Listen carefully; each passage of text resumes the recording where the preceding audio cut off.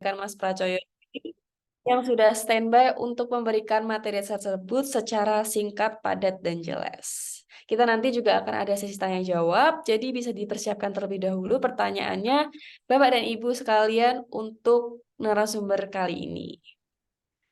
Jangan lupa follow akun Instagram kita @sekolahimpor.id dan subscribe channel YouTube kita Sekolah Ekspor Impor.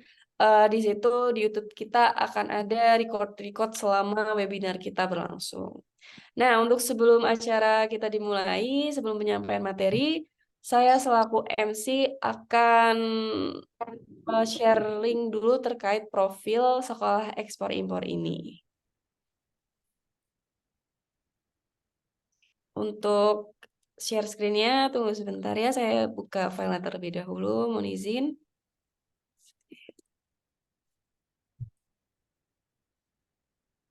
Bang, itu yang form 3 ya. Kamu mau tanda tangan sendiri atau aku tempel aja? Tempel aja ya.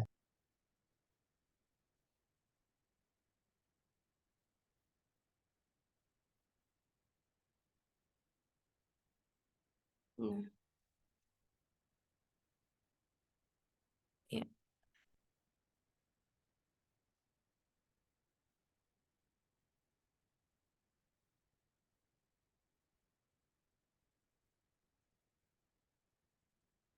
Baik, jadi sekolah ekspor impor ini kita adalah online learning project di bawah naungan CV Surya Eka Internusa yang berfokus pada penyediaan layanan pelatihan dan konsultasi.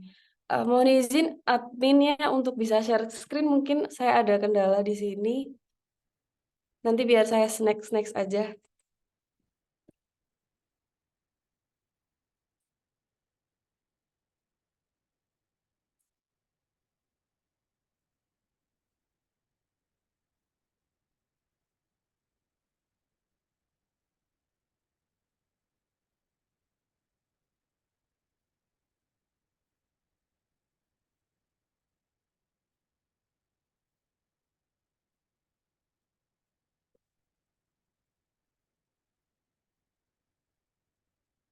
Nah, baik.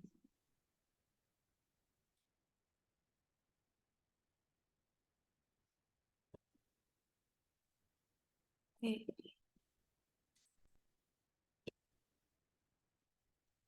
Baik, jadi di sini kita itu Sekolah Ekspor Impor itu adalah lembaga pelajaran yang berfokus pada layanan pelatihan dan konsultasi. Mungkin bisa di slide sebelumnya, Mas. Sebelumnya lagi. Jadi di sini visi kita adalah menciptakan praktisi-praktisi kepabeanan yang berkompeten. Sedangkan misi kita adalah menyediakan pelatihan praktisi kepabeanan yang affordable dan menyediakan layanan konsultasi kepabeanan yang reliable. Nah, di sini Bapak dan Ibu, mungkin bisa di next slide-nya. Memang main bisnisnya kita itu adalah bootcamp pelatihan. Untuk pelatihan intensifnya itu untuk persiapan ujian ahli kepabeanan dengan pelatihan intensif paling lama 14 minggu untuk persiapan ujian ahli kepabeanan. Kemudian ada program lagi yaitu yang sedang kita laksanakan saat ini, yaitu CI-Binar dengan topik reimpor, dan nantinya akan ada CI-Binar di episode-episode berikutnya dengan materi yang tak kalah menarik. Pokoknya bisa dipantau aja di Instagram kita karena nanti akan ada banyak CI-Binar lainnya. Kemudian program yang ketiga ada program kerjasama dengan pihak lain yang melaksanakan pelatihan dan konsultasi. Untuk selanjutnya, di Sekolah Ekspor Impor ini kita juga sudah banyak mengadakan event-event, terutama webinar. Kita sudah mengadakan webinar dari beberapa tahun lalu, dan kita juga pernah mengajar, memberikan materi di kelas CBM Institute, Busino Training Center, Tax Training House, Rumah BUMN, dan sebagainya. Selanjutnya, kami juga pernah diundang di acara Influence Gathering bersama Bapak Mendak pada tahun 2022. Di situ membahas peran lembaga-lembaga pelatihan, kemudian influencer-influencer dalam hal memajukan sektor ekspor dan impor, terutama dalam mendukung UMKM. Nah, untuk berikut adalah klien-klien yang pernah menjadi bagian dari kami. Ada 12 PT sebagai berikut. Kemudian yang ingin kita sampaikan dari Sekolah Ekspor Impor, di dalam program kami itu ada in-house training. Pokoknya ini di luar bootcamp, materinya ada UU kepabeanan, tata laksana impor, tata laksana ekspor, fasilitas kepabeanan, TPB, PSKB, larangan dan pelarangan pembatasan, BTD, BDN, dan BMN, sistem klasifikasi barang, HS, sistem nilai pabean, audit kepabeanan, pengawasan kepabeanan, dan lain sebagainya. Materi ini dapat dipilih sesuai dengan kebutuhan dan permintaan klien. Kegiatan training dapat dilakukan secara online sekarang dan offline, dan nantinya peserta akan mendapatkan materi presentasi, salinan peraturan terkait, dan bahan pelatihan lainnya. Kemudian kita juga ada program kerjasama dan konsultasi terkait proses clearance, post clearance, kemudian dilakukan dengan mekanisme insidentil atau rutin terjadwal. Kemudian yang terakhir, kita ada program ahli pabean bootcamp untuk Bapak Ibu yang sedang mempersiapkan ujian sertifikat ahli kepabeanan. Nah, nanti kita Desember akan ada mengadakan secara offline di tanggal 2 Desember agar kita bisa lebih interaktif dengan siswa tanpa adanya keterbatasan sinyal dan lain sebagainya, biar tanya jawabnya juga lebih seru. Mungkin bisa dilanjutkan dengan slide selanjutnya. Di sini adalah pengajar-pengajar kami, ada Pak Agus, Pak Muhammad Iqbal, Pak Pracoyo yang sedang nantinya akan kita dengarkan sebagai narasumber hari ini, kemudian Pak Muhammad Ramadan, Pak Rikpan Sitompul. Di sini pengajarnya bisa juga mengajar di in-house training yang mungkin nantinya akan ada kerjasama dari Bapak dan Ibu apabila ada yang berminat selanjutnya.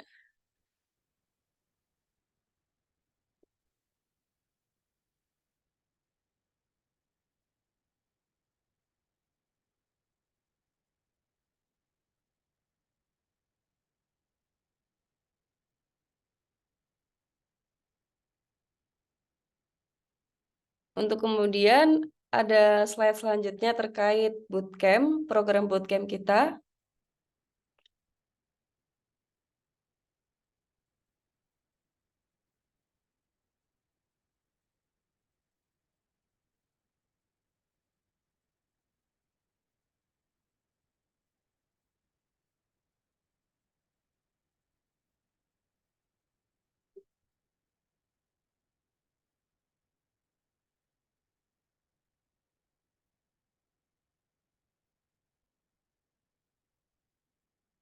Nah, ini nanti kita akan mengadakan batch ke-6 di tanggal 2 Desember.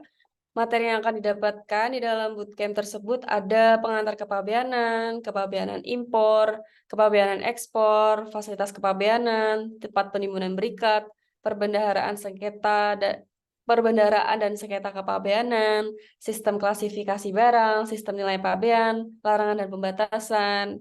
Kemudian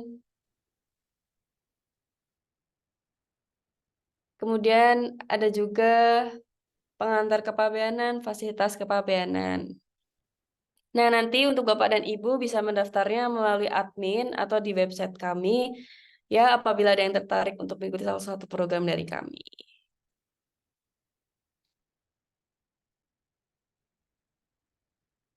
Untuk package, harga yang akan kami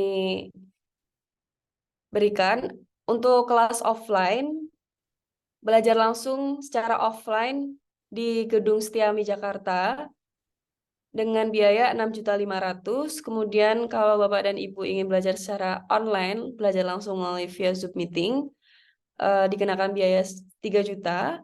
Kemudian kalau e-course, yaitu belajar dengan rekaman di website, itu 1.500.000. Dan tematik hanya mengikuti kelas tertentu, yaitu bisa memilih salah satu materi atau beberapa materi yang ada di atas tadi. Jika secara online 300.000 per meeting, kalau offline 700 per meeting. Nah, next batch-nya ini kita dimulai 2 Desember. Jadi untuk Bapak dan Ibu bisa dipersiapkan apabila ada yang berminat bisa langsung saja untuk menghubungi admin kita.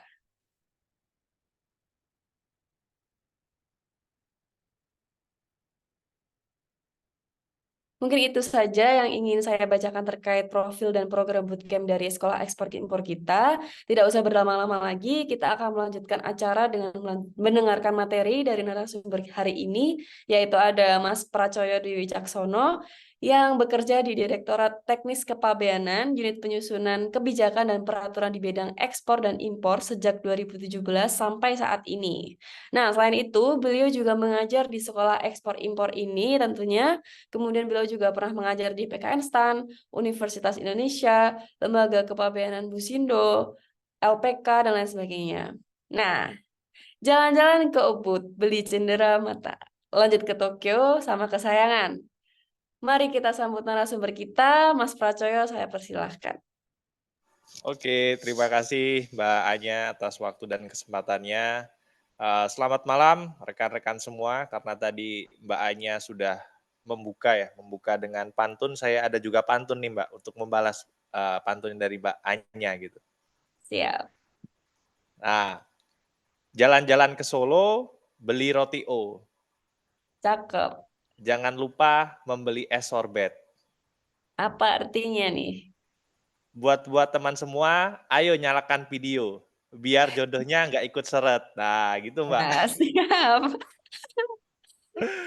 Ya, jadi tadi virtual background-nya untuk malam ini sudah saya share di chat ya, jadi bisa teman-teman gunakan biar nanti lebih semangat dan lebih kompak kita untuk kegiatan pada malam hari ini. Oke, karena tadi Mbak Anya sudah menyampaikan terkait dengan apa Mbak? Tadi terkait dengan sekolah ekspor impor, kemudian terkait dengan bootcamp. Nah, jadi saya langsung aja saya akan menyampaikan terkait dengan materi kita pada hari ini gitu ya. Tadi sempat sudah disinggung Mbak Anya bahwasanya malam ini kita bakal ngobrol-ngobrol dan diskusi terkait dengan impor kembali barang ekspor atau reimpor. Materinya apakah sudah terlihat Mbak Anya dan rekan-rekan? Siap sudah. Oke, nah sudah ya. Nah, jadi kalau kita berbicara terkait dengan reimpor ini, bisa dibilang banyak orang yang butuh pengetahuan tentang reimpor ini, gitu ya, sadar atau tidak sadar. Gitu. Tadi Mbak Anya sudah jinggung bahwasanya ada beberapa kegiatan ya yang nantinya akan menggunakan mekanisme reimpor ini. Contohnya kalau perusahaan tadi ada mesinnya yang rusak, kemudian dia perbaiki di luar negeri, nanti setelah selesai perbaikannya, dibalikin lagi ke Indonesia. Nah, itu menggunakan mekanisme reimpor. Kalau dari sisi industri besar, ya industri besar paling sering pakai mekanisme reimpor ini untuk perbaikan, kalau enggak dia pakai reimpor gara-gara barangnya di-reject di luar negeri oleh pembelinya nggak jadi karena speknya tidak sesuai. Itu kalau perusahaan besar. Sedangkan kalau dari UMKM, ya UMKM sekarang sangat didukung sekali kan ya ekspornya. Jadi UMKM sangat didukung, mulai dari ekspor, kemudian mengikuti pameran di luar negeri. Nah, ini biasanya gitu ya. Ketika UMKM ini mengikuti pameran di luar negeri, tentunya setelah pameran kan barangnya dibalikin lagi ke Indonesia. Itu juga menggunakan skema reimpor ini atau impor kembali. Dan yang terakhir ya, sadar atau tidak sadar ya mungkin beberapa dari kita juga pernah menggunakan skema ini. Contohnya, kalau misalkan kita membeli barang dari luar negeri mungkin jam tangan ya, biasanya jam tangan yang branded gitu ya, atau kita beli handphone lah gitu. Yang mana garansinya itu hanya berlaku kalau kita benerinnya di luar negeri sana, di luar negeri sana di tokonya. Nah, otomatis kan kita kirim tuh barang kita gitu ya ke sana. Nanti setelah diperbaiki, barangnya dibalikin lagi ke kita. Nah, itu juga menggunakan skema impor kembali atau reimpor ini. Jadi pengetahuan terkait dengan reimpor ini sangat penting ya untuk kita ketahui gitu. Jadi bukan hanya bermanfaat bagi industri besar, tapi juga pengetahuan ini diperlukan bagi UMKM atau bahkan diri kita pribadi sebagai masyarakat seperti itu. Nah, kalau kita berbicara soal reimpor atau impor kembali barang yang telah diekspor, nah di sini ada pengertiannya. Jadi ya pengertiannya berdasarkan Peraturan Menteri Keuangan Nomor 175 Tahun 2021 yang dimaksud dengan impor kembali adalah pemasukan kembali ke dalam daerah pabean atas barang yang sebelumnya telah diekspor. Nah, jadi barang ini ketika dia impor kembali itu nanti akan dipastikan ya apakah barang ini itu benar-benar berasal dari dalam daerah pabean Indonesia atau berasal dari dalam Indonesia lah gitu ya atau dia benar-benar barang lokal atau bukan seperti itu. Nah, concern utamanya di situ kalau proses impor kembali. Nah, di dalam proses impor kembali tentunya ada juga kaitannya dengan mekanisme selanjutnya ya, yaitu ekspor sementara. Jadi biasanya impor kembali ini ada yang dilakukan ya, ada yang dilakukan atau didahului dengan mekanisme ekspor sementara, atau ada juga yang dia menggunakan skema ekspor umum gitu ya. Contohnya kalau tadi untuk perbaikan gitu ya, kalau kita berbicara perbaikan pasti dia dari awal sudah diniatkan bahwasanya saya akan perbaiki di luar negeri, nanti setelah perbaikannya selesai akan saya kembalikan. Nah, itu berarti skemanya ketika keluar negerinya dia pakai skema ekspor sementara, ya, ketika dikirim ke luar negerinya pakai skema ekspor sementara dan ketika kembali ke Indonesia dia menggunakan skema reimpor atau impor kembali. Nah, tapi ada juga impor kembali yang dilakukan tanpa didahului dengan mekanisme ekspor sementara. Contohnya apa? Ya tadi, ketika saya singgung di pertama, misalkan ada perusahaan kirim barang ke luar negeri, pesanan dari pembelinya, sampai di sana ternyata barang yang dikirim tidak sesuai dengan spesifikasinya. Oleh si pembeli, wah saya nggak mau nih barangnya, saya balikinlah ke kamu aja gitu. Nah, oleh si penjual, kira barang tersebut dikembalikan lagi ke Indonesia. Nah, itu juga masuk ke skema impor kembali ya, barang-barang reject itu. Walaupun dari awal dia memang tidak ada niatan sebenarnya untuk dibalikin ke Indonesia gitu. Tapi karena terjadi sesuatu, akhirnya barang tersebut dibalikan lagi ke Indonesia. Seperti itu. Nah, ini gambaran awal lah terkait dengan impor kembali atau reimpor. Sebenarnya materinya nggak banyak, ya. Saya sih lebih ke diskusi aja.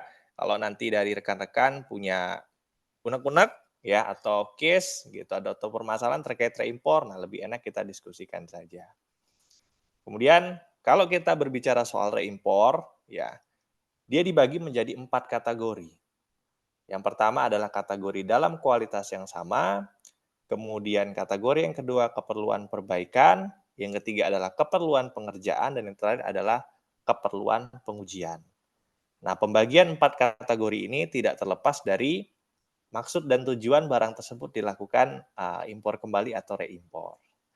Nah, kita bahas dulu yang pertama. Nah, di bahasan yang pertama ini kita bedakan gitu ya, pembedaannya dari 4 kategori itu kita bedakan berdasarkan mana yang diberikan pembebasan bea masuk secara menyeluruh, mana yang nantinya akan dilakukan pemungutan bea masuk.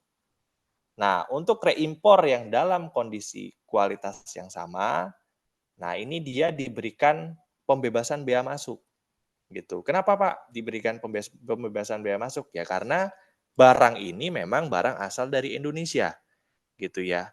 Jadi dalam kalau kita berbicara terkait dengan soal perpajakan, karena bea cukai itu juga kaitannya dengan pajak ya.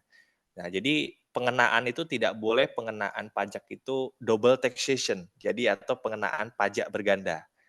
Nah, oleh karena itu, kalau memang barang tersebut sudah berada atau sudah secara nyata-nyata memang barang yang berasal dari Indonesia, yang karena mungkin dulunya, walaupun dulunya dia asalnya dari impor nih, gitu kan. Tapi kalau sudah diimpor, sudah dibayar bea masuknya, udah selesai barang itu, dianggap sudah barang lokal gitu ya. Kemudian dibalikin lagi ke luar negeri, nah itu harusnya nggak boleh nanti dia dikenakan bea masuk lagi gitu, karena memang barang ini secara nyata-nyata memang berasal dari Indonesia.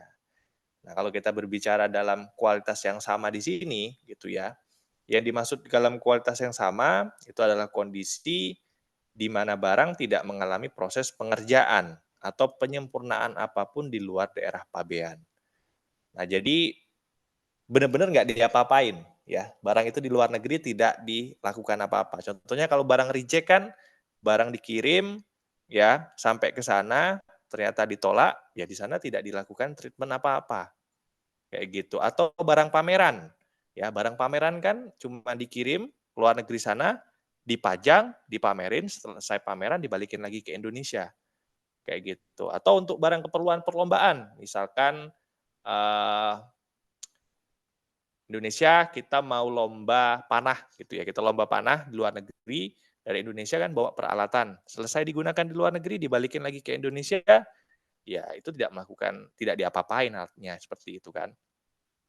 Nah, kalau dia tidak mendapatkan treatment apapun, dia tidak mendapatkan penambahan nilai, nah maka dia dianggap dalam kualitas yang sama. Walaupun kalau kita berbicara dalam kualitas yang sama sini, ya bisa aja kita bilang kan, Pak, itu kan beda Pak. Mungkin waktu dia dikirim kondisinya masih mulus, setelah dia dipakai lomba ada lecet-lecetnya. Nah itu tetap masuk ke dalam kategori dalam kualitas yang sama. Jadi nggak mesti benar-benar plek-ketiplek dengan kondisi waktu diekspornya. Apabila dia terjadi penurunan kualitas, itu dia tetap masuk dalam kategori dalam kualitas yang sama ini. Gitu ya. Jadi kalau misalkan tadi kita bawa buat pameran gitu ya, kemudian waktu di pameran ada yang gompel, nah itu tetap bisa diakomodir menggunakan kategori yang dalam kualitas yang sama ini. Selanjutnya, yang juga mendapatkan pembebasan bea masuk, yaitu yang untuk kategori pengujian.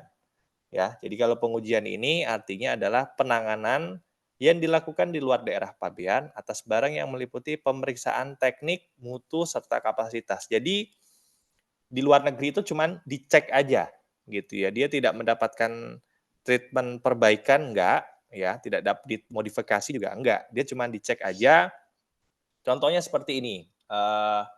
Kita mau ngirim sampel ya, kita kirim sampel misalkan asam asetat gitu ya, sampel asam asetat gitu kan, atau sampel parfum seperti itu untuk dicek di luar negeri kadarnya ini sudah sesuai belum dengan rekomendasi yang dibutuhkan di negara tujuannya. Nah, nanti selesai dicek, diuji, kita dapat data-datanya, oh ternyata data-datanya sesuai. Nah, gitu kan.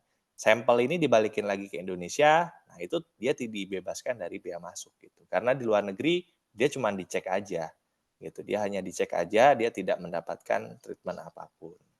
Nah, jadi dua kategori ini masuk ke dalam kategori yang dia diberikan pembebasan bea masuk seperti itu. Nah, selanjutnya untuk kategori keperluan perbaikan dan keperluan pengerjaan, nah ini dia treatmentnya sedikit berbeda. Karena untuk yang keperluan perbaikan dan pengerjaan ini, dia dikenakan bea masuk.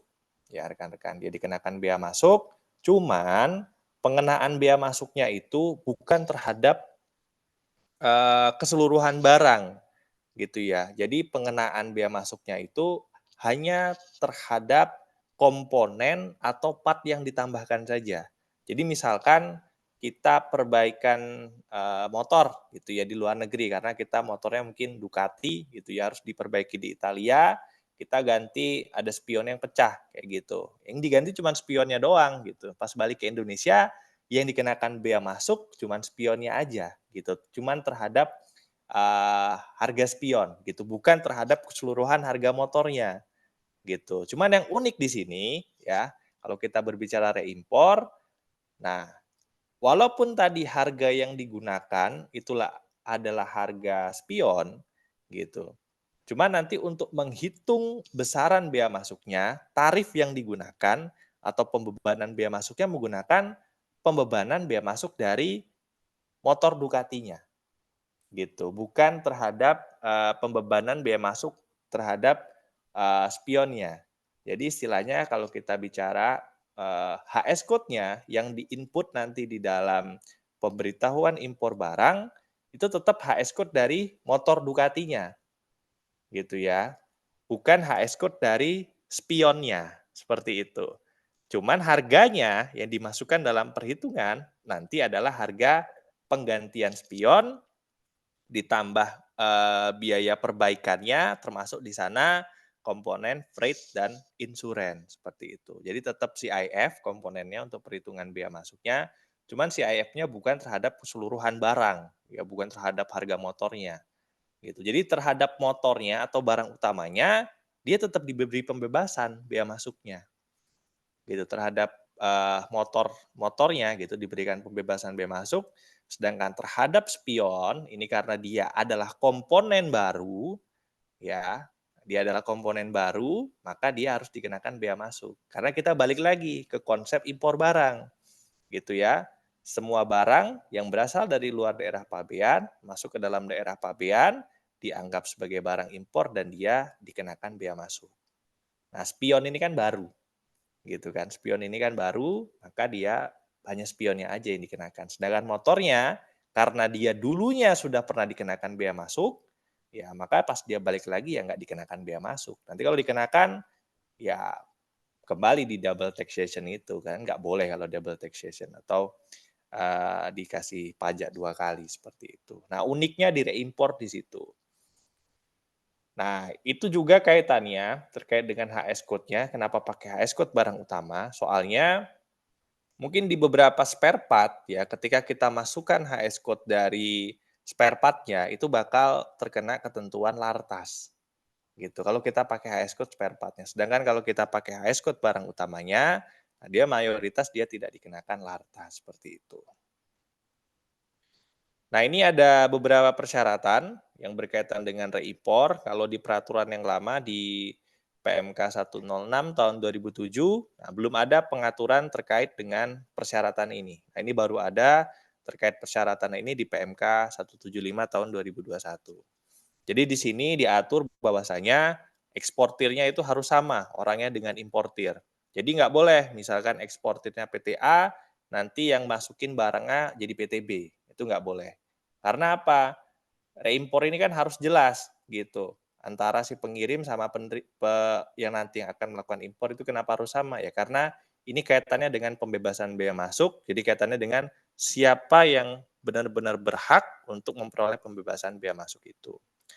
Kemudian yang kedua, ya terkait dengan identifikasi. Jadi barangnya itu harus bisa diidentifikasi ketika dia keluar maupun ketika dia masuk. Karena dulu pernah kejadian, ada mau reimpor apa? Oli. Reimpor oli. Ya kan susah kita bedain oli bekas sama oli baru seperti itu kan. Kalaupun nanti waktu keluar dicek olinya, ya susah juga kita bakal identifikasi kan. Nah, jadi kalau untuk barang-barang yang sulit untuk dilakukan identifikasi itu tidak bisa menggunakan skema reimpor ini. Kemudian yang ketiga ada jangka waktu. Nah, jangka waktu ini dia diatur paling lama 2 tahun sejak tanggal pemberitahuan ekspor barangnya. Namun di sini ada klausul bahwasanya kalau memang ada dokumen pendukungnya, dia bisa diberikan lebih dari 2 tahun. Contohnya apa? Kalau untuk perbaikan kapal, ya kapal laut itu bisa lebih dari 2 tahun. Ya kita juga baru tahu ketika kita merancang peraturan ini, kemudian ada diskusi dengan stakeholder bahwasanya, oh untuk barang-barang tertentu itu ternyata perbaikannya nggak cukup cuma 1-2 bulan gitu ya. Kalau kapal laut sekali perbaikan bisa tahunan Pak gitu. Oh makanya ada klausul kalau ada bukti pendukungnya, dia bisa diberikan relaksasi waktu lebih dari 2 tahun. Kemudian yang terakhir adalah terdapat dokumen bukti pendukung, dalam artian kalau misalkan dia perbaikan gitu ya, maka harus ada sales kontrak terkait dengan perbaikannya. Kalau dia mau pameran, berarti ada dokumen undangan pameran atau jadwal pamerannya. Jadi dan bukti keikutsertaan dia selama di pameran itu. Nah, itu dokumen-dokumen itu dibutuhkan gitu ya untuk melakukan verifikasi terhadap permohonan reimpor yang diajukan kepada bea cukai, seperti itu. Nah, impor juga terhadap barang reimpor ini dia diberikan relaksasi lartas, gitu ya. Dia diberikan relaksasi lartas. Jadi terhadap barang-barang reimpor dia tidak diberlakukan ketentuan mengenai larangan atau pembatasan. Kenapa? Ya balik lagi ke konsep awal tadi, bahwasanya barang reimpor ini kan adalah barang yang secara nyata-nyata memang berasal dari Indonesia ya, atau berasal dari dalam negeri. Ya masa dia mau dikenakan lartas lagi, padahal dulunya ketika dia diimpor pertama kali, dia sudah memenuhi ketentuan lartas itu, gitu. Maka dia tidak dikenakan lagi terkait dengan ketentuan lartas. Ini juga sudah diperkuat di ketentuan Permendak 25 ya, tahun 2023 seperti itu. Nah, dikuatkan lagi di sana dinyatakan terhadap barang reimpor ini dia tidak diberlakukan. Ya, termasuk di sini barang utama, kemudian bagian pengganti atau bagian yang ditambahkan gitu ya. Bagian pengganti kalau dia perbaikan dan juga bagian yang ditambahkan kalau dia keperluan pengerjaan. Nah, itu semua tidak diberlakukan ketentuan terkait dengan lartasnya, seperti itu. Soalnya kalau berlaku lartas repot ya, kalau kita bicara barangnya kan barang bekas, namanya reimpor gitu kan. Barang bekas nggak bisa masuk kalau kita berbicara barang bekas yang diberikan bisa masuk barang bekas paling mesin ya yang ada barang modal tidak baru izin lartasnya. Sedangkan yang lain apalagi kayak kendaraan, ya kendaraan bekas sama sekali tidak diperbolehkan untuk diimpor seperti itu. Dan yang terakhir kalau kita berbicara reimpor, kita juga perlu tahu terkait dengan perlakuan perpajakannya. Nah, jadi kalau kita ketentuan reimpor itu pembebasannya dia ngaturnya hanya terhadap bea masuk.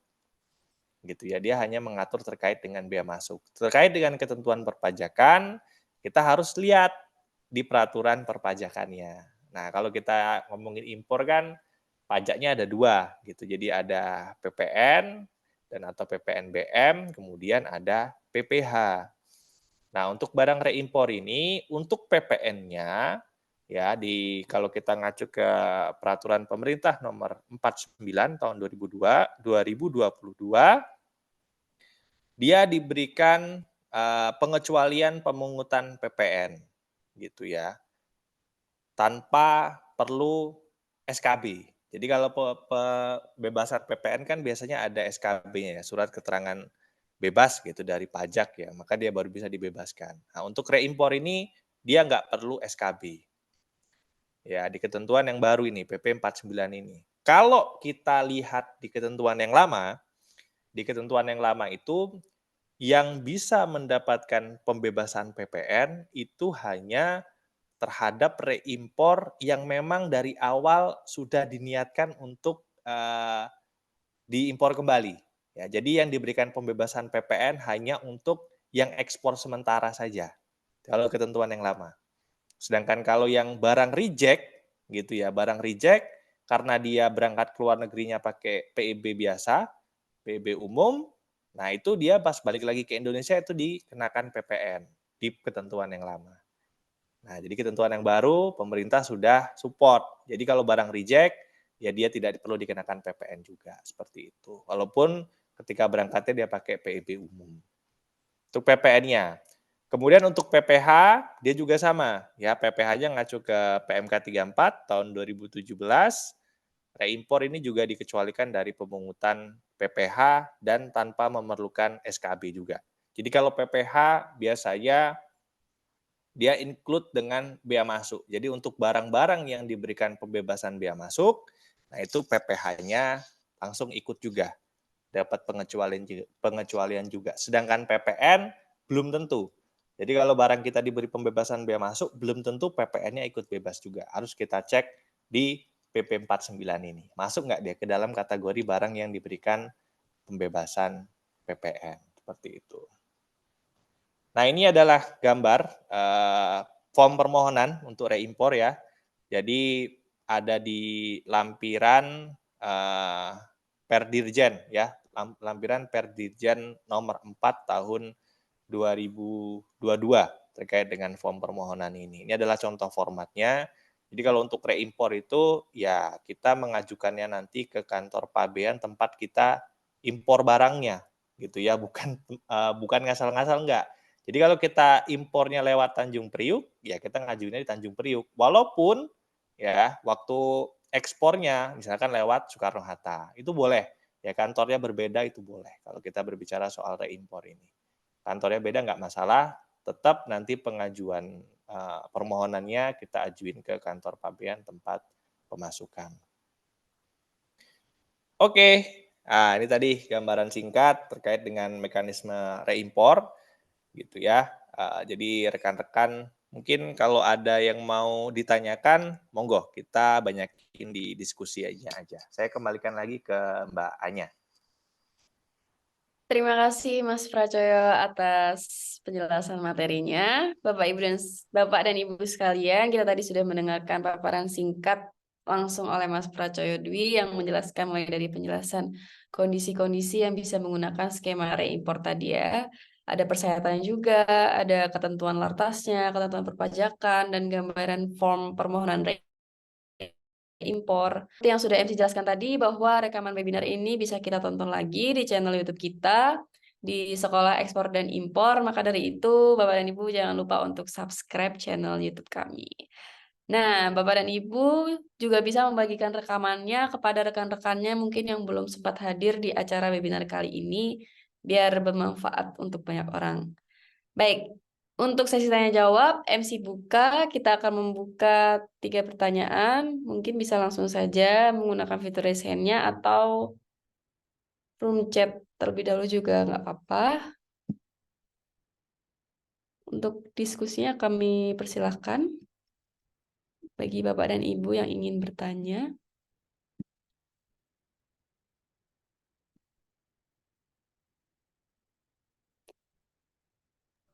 Saya boleh nanya nggak, Mbak? Siap, boleh? Bukan izin diskusi ya. Boleh. Siap. Siap, Pak Iqbal. Mumpung ada ininya, mumpung ada ahlinya yang bikin aturan. Jadi begini, Pak Pracoyo, kebetulan di tempat kami bersebelahan dengan negara tetangga, secara periodik banyak dilakukan kegiatan ekspor barang modal. Nah, kegiatan ekspor barang modal ini sifatnya tadi seperti yang dibilang pernah ada kapal, kemudian ada mesin-mesin. Nah, pada saat berangkat ke Timor Leste itu, dia skema yang dilakukan adalah ekspor biasa. Nah, kemudian rupanya di Timor Leste itu kontrak kerjasama penggunaan mesin atau barang modal tadi adalah bukan jual beli tapi sifatnya sewa. Nah, ternyata setelah beberapa lama barang itu harus kembali masuk ke Indonesia. Nah, banyak sekali kami temukan, kami dapati pengguna jasa yang bertanya, bisa nggak ini menggunakan skema reimpor? Ya, melihat penjelasan tadi sih sebenarnya ada pengecualian-pengecualian, cuman yang menjadi concern saya pada saat ada yang bertanya masalah spesifikasi teknis. Yang pertama itu, yang kedua pada saat proses penggunaan barang-barang tersebut di sana tentunya sudah ada beberapa kali mungkin tambal sulam, perbaikan, kemudian ada penambahan-penambahan tertentu. Nah, hal-hal seperti ini saya mohon dikoreksi apakah ketika saya berdiskusi saya bilang itu mungkin tidak bisa kita berikan skema reimpor. Mungkin bisa dibantu dijelaskan Pak Mas Pratoyo. Terima kasih. Oke, terima kasih Bang Iqbal atas pertanyaannya. Ini cukup menarik. Saya juga baru tahu nih ternyata ada praktek seperti ini gitu ya. Jadi kan kalau praktek umumnya gitu ya, praktek umumnya biasanya mekanisme seperti ini yang ada itu kondisinya kita yang impor barangnya ya. Mekanismenya impor sementara gitu kan. Nah, yang berlaku biasanya kebanyakan kan kita ngimpor barang modal, entah itu mesin, kemudian dipakai di Indonesia, nanti setelah dipakai maksimal 3 tahun, dia harus dikembalikan lagi ke luar negeri. Nah, sebenarnya secara gambaran sebenarnya kalau di kita masuknya pakai skema impor sementara, berarti ketika mereka keluarnya juga dari sana masuknya menggunakan skema yang ekspor sementara. Berarti karena memang secara nyata-nyata barang tersebut nantinya akan dikembalikan lagi, gitu Bang, akan dikembalikan lagi ke negara asalnya, gitu. Nah tentunya kalau kita mengacu di ketentuan reimpor yang saat ini berlaku, gitu ya. Kalau ngacu dari segi kategori, gitu ya. Kalau ngacu dari segi kategorinya, mungkin kalau dibilang dia kategori perbaikan, dia nggak masuk. Kategori pengerjaan dia juga bukan. Ya, kategori pengujian dia juga bukan. Nah, yang paling memungkinkan dia masuk ke kategori yang dalam kualitas yang sama. Karena pernah juga kejadian gitu ya. Jadi ada ekspor barang yang dipinjam tapi statusnya bukan tujuannya mau disewakan tuh enggak. Tapi barang ini diekspor gitu. Kemudian dia dipinjam oleh negara lain, dipinjam itu dalam rangka untuk digunakan sebagai barang contoh. Ya, digunakan sebagai barang contoh, selesai digunakan sebagai barang contoh, dilihat spesifikasinya, habis itu dikembalikan lagi ke Indonesia menggunakan skema reimpor. Jadi pada dasarnya masih proses itu saat ini masih bisa diakomodir ya Bang. Gitu. Kalau kita lihat di mekanisme sekarang. Soalnya kalau kita kembalikan dari ekspor sendiri, ya ekspor itu kan untuk ekspor ada kategorinya. Ada ekspor biasa, kemudian ekspor impor sementara, sama ekspor untuk diimpor kembali. Nah ini kan barang ini kan niatnya nanti akan dilakukan impor kembali. Nah makanya dia pakai yang skema ekspor untuk diimpor kembali itu. Gitu. Karena memang secara nyata-nyata barang ini akan dikembalikan. Nah, jadi kan nanti ketika dia pilih yang ekspor untuk diimpor kembali, ada konsekuensi ya, yang mana nanti kan dia bakal dilakukan pemeriksaan fisik, kemudian dilakukan penelitian dokumen juga gitu. Yang benar-benar mendukung bahwasanya barang ini nantinya akan dikembalikan lagi ke Indonesia seperti itu. Nah, terkait dengan perlakuannya di luar sana gitu, perlakuannya di luar sana itu, lah ketika misalkan dalam proses identifikasi ternyata kedapatan bahwasanya, oh ini ada part yang diganti, kemudian mungkin ada part yang ditambahkan, ya maka mengikuti yang mekanisme yang untuk perbaikan ataupun pengerjaan tadi, Bang. Jadi kan istilahnya berarti ada komponen baru yang statusnya adalah barang itu sebagai barang impor, gitu ya. Ya statusnya adalah status barang impor, maka terhadap barang baru itu dia masih terhutang bea masuknya, seperti itu. Memang di sini menjadi challenging untuk kita terkait dengan identifikasi dan pembuktian. Ya, jadi kalau dari si pengguna jasanya tidak memberitahukan, ya akan sulit juga bagi kita untuk melakukan identifikasi, gitu kan. Karena selama ini kalau kita berbicara ketika barang itu ekspor untuk diimpor kembali, ya concern utama kita paling kalau berbicara mesin, nomor seri mesinnya, kayak gitu kan. Kemudian ya spek umumnya lah seperti itu, nggak sampai kita mungkin detail terkait dengan spare part-nya. Jadi kalau terkait dengan spare part-nya, apabila nanti dia memang ada pergantian spare part dan itu ternyata tidak diberitahukan, ya nanti mekanismenya adalah mekanisme audit gitu kan, untuk bisa pengecekannya. Kira-kira mungkin seperti itu, Bang. Tapi begini, maaf saya tanya lagi. Dokumen dasarnya mereka itu adalah ekspor PEB biasa, ekspor biasa. Nah, boleh nggak kita layani mereka dengan skema reimpor? Karena kan, ya mohon maaf, mungkin para pengguna jasa, para stakeholder di mana di perbatasan itu mungkin belum paham nih ketentuan-ketentuan ini. Tapi secara data dan dokumentasi serta bukti pendukung, memang mesin-mesin itu mereka ke sana adalah untuk tujuan disewakan. Satu, yang kedua adalah dalam proses sewa menyewa itu mereka juga tentunya ada apa namanya penghasilan. Nah mungkin ini nanti saya secara pribadi nanti bisa kolaborasi dengan teman-teman pajak misalnya ya. Cuman yang jadi pertanyaan saya, skemanya adalah ekspor biasa, bukan ekspor untuk diimpor. Bisa nggak dilayani oleh kantor pelayanan setempat dengan menggunakan skema reimpor?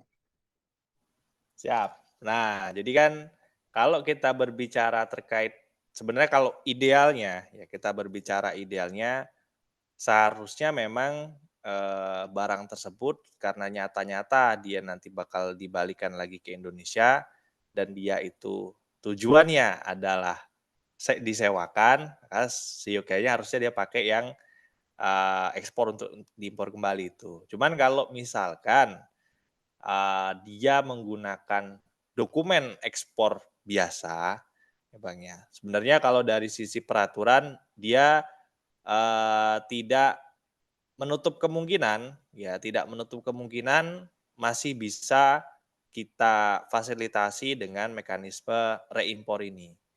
Dengan catatan nanti berarti acuan kita adalah dokumen pemberitahuannya ketika ekspornya dan terkait dengan pembebanan pembuktian terkait dengan barang tersebut, yaitu dari si pengguna jasa yang harus membuktikan. Karena mengingat kalau dia pakai PIB biasa kan berarti waktu ekspor dia tidak dilakukan pemeriksaan fisik, Bang. Jadi nanti terkait beban pembuktian itu ada di pengguna jasanya. Gitu. Cuman secara dari segi peraturan yang ada saat ini masih bisa difasilitasi, Bang. Karena memang barang tersebut nyata-nyata memang berasal dari Indonesia. Gitu. Cuman yang harus membuktikan dia memang nyata-nyata dari Indonesia ya si pengguna jasanya gitu. Bea cukai di sini kita sebagai ketok palunya aja. Kalau mereka nggak bisa membuktikan bahwa barang itu memang nyata-nyata dari Indonesia ya berarti skema balik lagi ke Indonesia aja mau nggak mau ya pakai skema impor untuk dipakai pada umumnya seperti itu, Bang. Tapi Even lebih kalau dia 10 masih tahun ya. bisa, nah itu kalau kita dari peraturan ini kan regulasi sebenarnya kita kasih 2 tahun.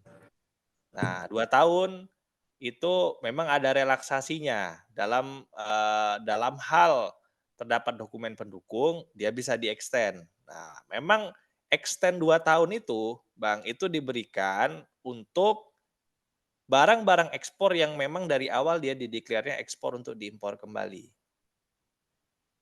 Gitu. Jadi memang secara nyata-nyata dari awal barang tersebut, Pak ini nanti bakal dibalikin lagi ke Indonesia. Gitu. Jadi makanya tadi ilustrasinya perbaikan kapal. Ya memang ternyata dia nggak cukup 1-2 tahun, bisa dia lebih dari 2 tahun. Nah, ini juga kenapa kita ada kasih pembatasan waktu. Ya, salah satunya apa? Karena pernah kejadian. Ada barang sama seperti itu, 10 tahun. Katanya, barang saya ini barang reject, Pak. Tapi PIB-nya 10 tahun yang lalu. Pusing juga kita pembuktian kan. Nah, makanya di situ kita batasin lah terkait dengan waktu ini. Jadi waktu itu terkait dengan waktu itu sebenarnya peruntukannya memang untuk yang dari awal dia direncanakan. Sedangkan untuk yang tidak direncanakan ya 2 tahun itu. Kira-kira seperti itu, Bang.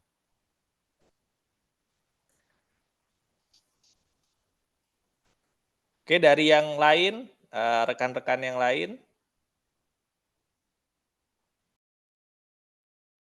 Baik, terima kasih Pak Iqbal atas pertanyaannya. Untuk selanjutnya, apabila Bapak dan Ibu ada yang ingin bertanya, bisa langsung saja mengaktifkan kameranya.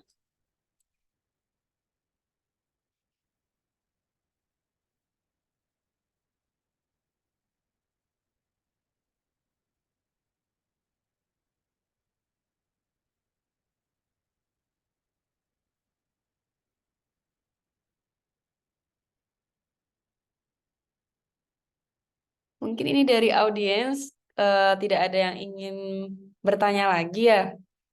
Mungkin Mas Pracoyo ingin menyampaikan lagi terkait hal-hal lain yang ingin disampaikan dalam materi reimpor ini? Oke, mungkin intinya kalau kita berbicara soal reimpor, ya Mbak Anya dan rekan-rekan semuanya, ya intinya kita harus bisa membuktikan gitu ya. Kita harus bisa membuktikan kalau memang barang ini memang berasal dari Indonesia. Nah, itu concern utamanya di situ. Kalau kita posisinya sebagai pengguna jasa atau stakeholder gitu ya. Jadi selagi kita bisa membuktikan memang barang ini berasal dari Indonesia, kita punya dokumentasinya, maka bisa difasilitasi dengan skema pembebasan bea masuk untuk barang reimpor ini. Mungkin itu aja Mbak Anya dari saya.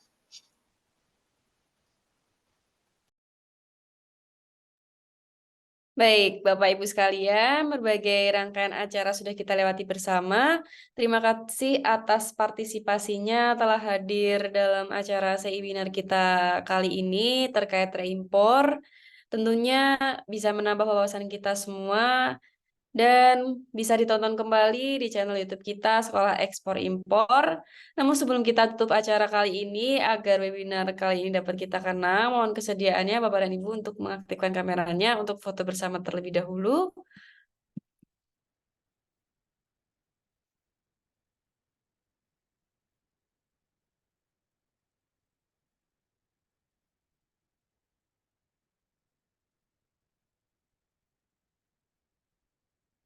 Saya informasikan kembali Bapak Ibu untuk mengaktifkan kameranya karena kita akan melakukan foto bersama. Baik, MC hitung ya. 1, 2, 3. Sekali lagi mungkin dengan mengangkat jempolnya. 1, 2, 3. Baik, terima kasih Bapak Ibu sekalian. Dan oh iya, nantinya akan ada webinar lagi di Sekolah Ekspor Impor. Pokoknya dipantau terus Instagram kami terkait informasi-informasi selanjutnya. Di Instagram kita yaitu @sekolahimpor.id, sekolaheksporimpor.id. Di situ juga ada informasi-informasi menarik terkait kegiatan ekspor impor, terkait program-program kita, terutama mungkin di waktu-waktu terdekat akan ada lagi nantinya di tanggal 16 ya, nanti akan ada webinar lagi dari Bapak Muhammad. Pokoknya dipantau terus dan sampai berjumpa di episode selanjutnya. Assalamualaikum warahmatullahi wabarakatuh. Selamat malam Bapak dan Ibu sekalian. Waalaikumsalam warahmatullahi wabarakatuh. Terima kasih Mbak Anya dan Makasih Pak rekan-rekan Pracoyo, dari Mbak C. Anya.